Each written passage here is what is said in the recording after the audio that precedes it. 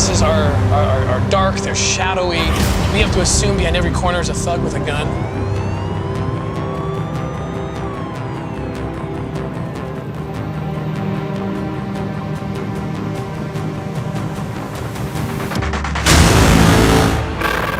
Do you expect that there'll actually be children just sort of on display once you walk in? 100%. Really? If they catch us recording something, you wouldn't be recording if you were a client. That's when they pull the guns out. That's when they realize you're better off dead to them than alive. Let's go, man.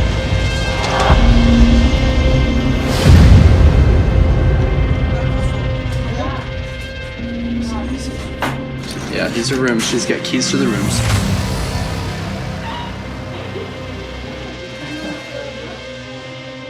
So she's 13, 12.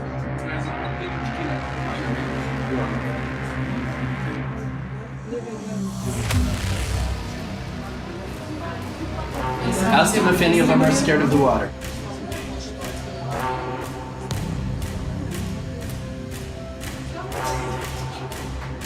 More people that are going to be added on. So we're going to have to look big into.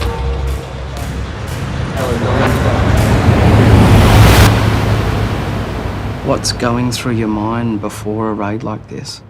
What goes through my head is that whole mother instinct of mothering, of wanting to nurture them, wanting to give them a hug and say it's going to be okay, to reassure them that it's going to be okay. And what's gut-wrenching is I actually don't know if it's going to be okay.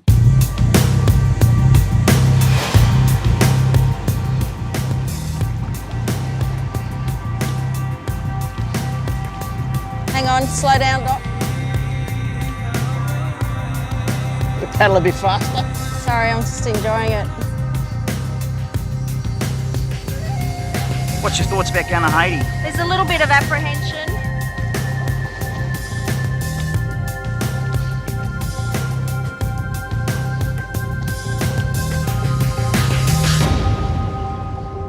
What motivates you to risk your life flying around the world to save children you've never met? As a mother, you actually are drawn to it.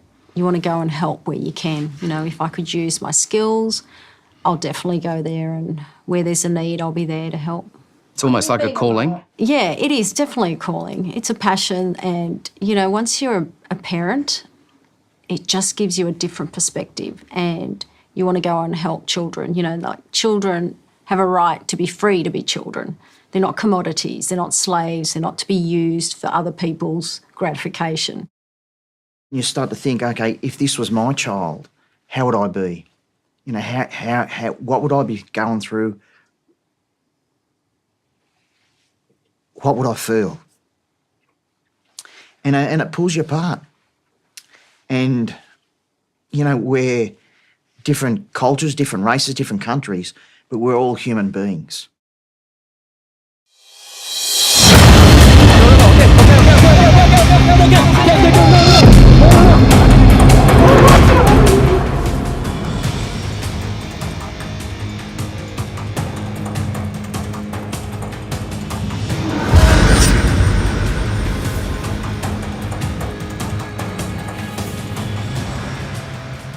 It's a privilege for me. It's an amazing opportunity, and, you know, I definitely wouldn't do it. I wouldn't do anything else. You know, I wouldn't be anywhere else.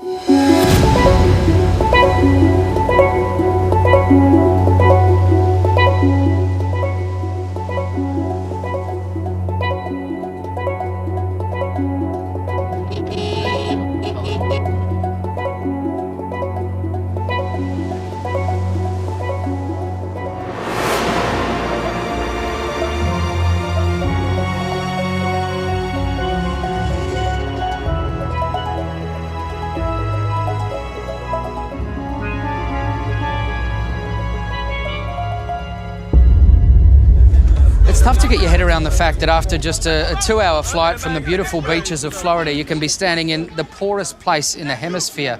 And while there really are elements of extreme beauty here, there's a darkness too. Haiti has one of the highest rates of child exploitation of anywhere in the world.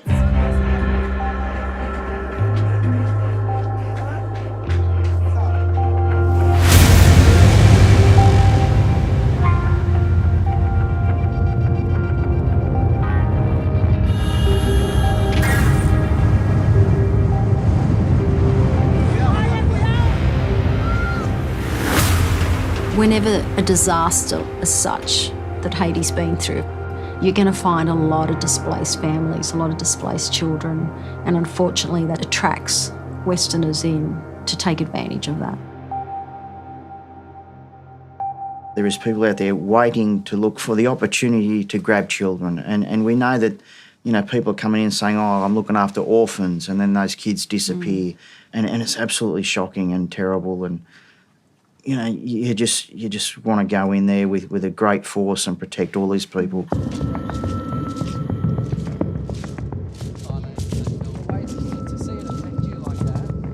The yacht is straight out. So if there's a huge demand for it,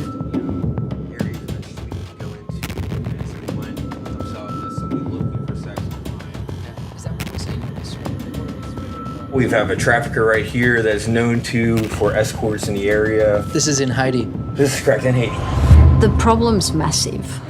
I think it's so big, and we're just the tip of the iceberg. What we're doing and seeing is just the tip. I think it's bigger than any of us really know. You're two Aussie operators. What is it about them that make them so good as operators? They've been in the world of trafficking, they've worked there professionally, and they've seen it. And once you've seen it, there's very little you won't do at that point. If you can do something, there's very little you won't do to go into the depths of hell to pull them out. And I could say that about those two Australian operators. I don't need an entry point, we're good.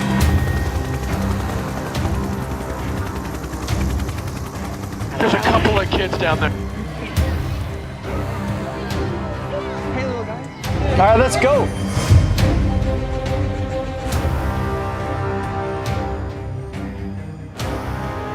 Slowly close. How many children would you estimate OUR has helped save so far? Over 700, I believe now. 700 children? Yes, but that's not the real number, because we've also assisted law enforcement in around 15 different countries, put over 280 traffickers and pedophiles behind bars.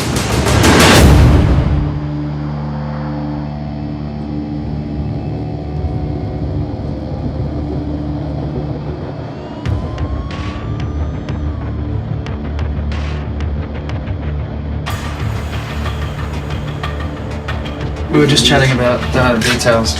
She said she needed some more money.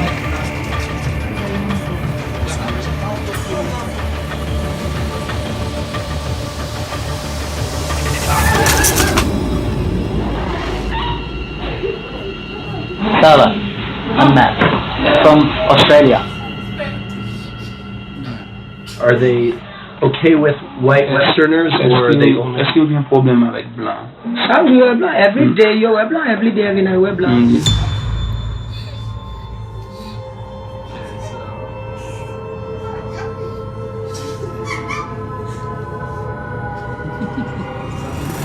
$500. Okay. So she's 15. And she knows what time they need to be there. Tell her, don't let me down. Okay. Bye-bye, girls. See you on Sunday.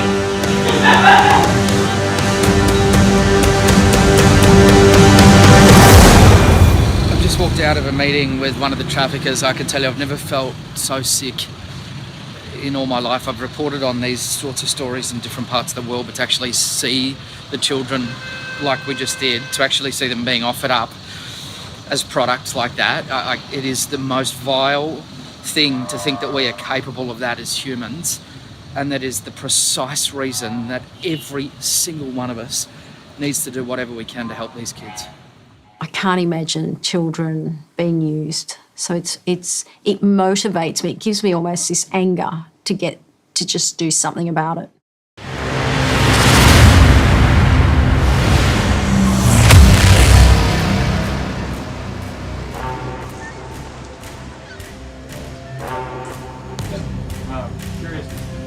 Testing, 1, 2, 3.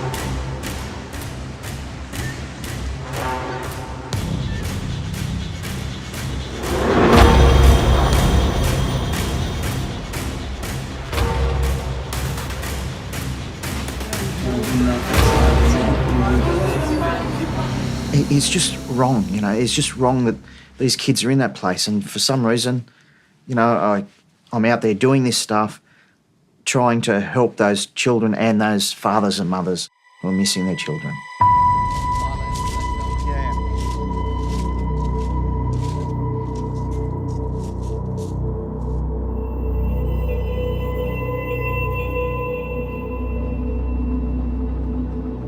What will be your role in this Haiti operation? My role will be to play one of the groomers. So I'll be one of the female to go in and look after the children, have them all in a room. Approximately, we're hoping to try and rescue up to 30 children.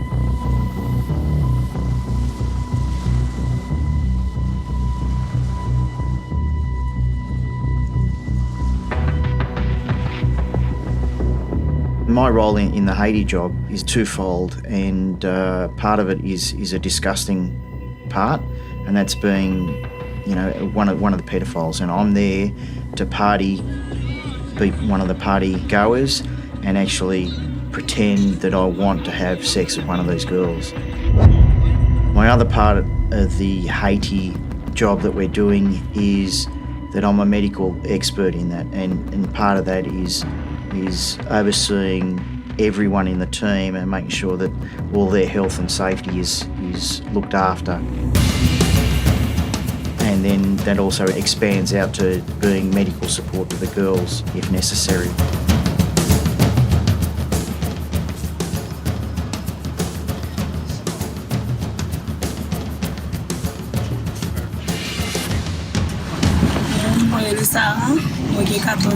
She's Sarah and she's 14. So 12, 14. Her name is Jasmine and she's 13. She's 13. Anya, she's 12. She's 12 years old. You know, I want to grab those kids and bring them back home. Especially when you look into their eyes, you know, you almost want to, that nurture side of you wants to reach out to them and just grab them and just give them a hug. Just make them smile. You want to make them smile. You want to just be with them. I wonder, what's it really like for you, that pain? Like, I look at the pain through their eyes. You know, the eyes are just like, they're the window to your soul. And, you know, I look at their lives, I look at my kids' lives, and... What do you see when you look into their eyes, when you talk about that pain? What is it that you see? Well, sometimes there's a fear. Sometimes there's this numbness, almost like emptiness. That unemotional look is worse because it's like they've zoned out, they've given up, they don't care. There's no hope for them. It's just heartbreaking. It's heartbreaking. In a few hours' time, all things going to plan, the traffickers will be sitting right where we are now, on their way out to the yacht. I guess to talk cash and beyond that, the heartbreaking specifics of today's sexual services. In the blue hut behind me, there'll be an armed assault team assembled. And then here on board, we're going to have undercover Haitian police officers posing as crew members. And this entire yacht will be wired with hidden cameras.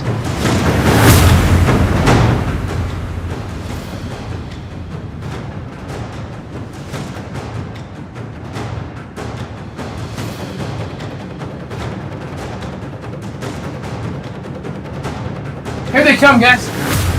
They're marching down, right? Yeah, there's a lot of them. Oh, they're little, man. They're little kids. No question about it.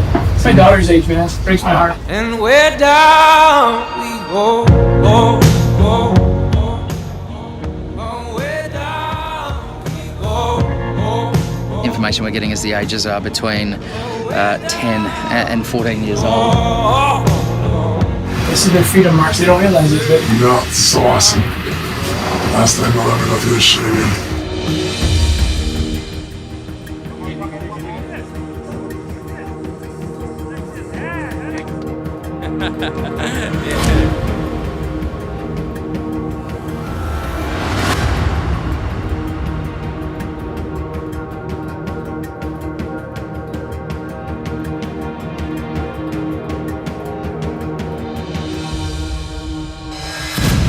Contain them in the room, keep them occupied, keep them happy until we're ready to proceed with the next phase, which is the arrest and rescue.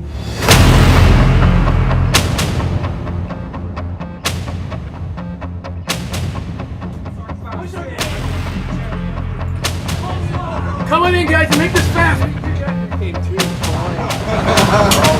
See what Mike got for you. What's going on, my man? Mike. How old are they? What age did you bring? 14, 13, you know what I mean? Some of them are 11, I don't know. 11? Yeah. I told her, you can hear enough, you're the real thing. So just tell us what you want. Hey, you know you did that. The boss doesn't give money on the boat. You understand that? You got lots of money. No money on the boat. The money's in the house. You're gonna get your money. Room 124. All right, brother? All right, we'll see you later. Okay, no problem. Like clockwork, man. It's kind of like clockwork. Okay, so that's the first. Now- If they do good, you get more. That's the tip.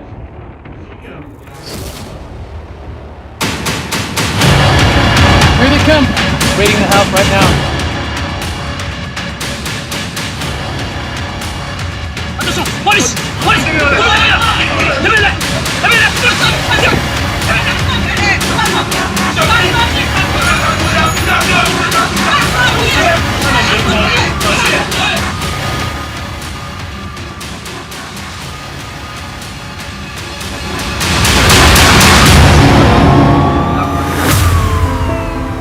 These guys, of course, will be taken away to prison now, and more importantly, the children. More than 30 children, we think, at this stage. They're in the hands of the people who can look after them, and hopefully pretty soon, at least some of them who perhaps have been kidnapped or even worse, hopefully soon they'll be returned to their families. It was just elation to know that we'd rescued 30 girls. It's huge, and it's setting the standard now for Haiti.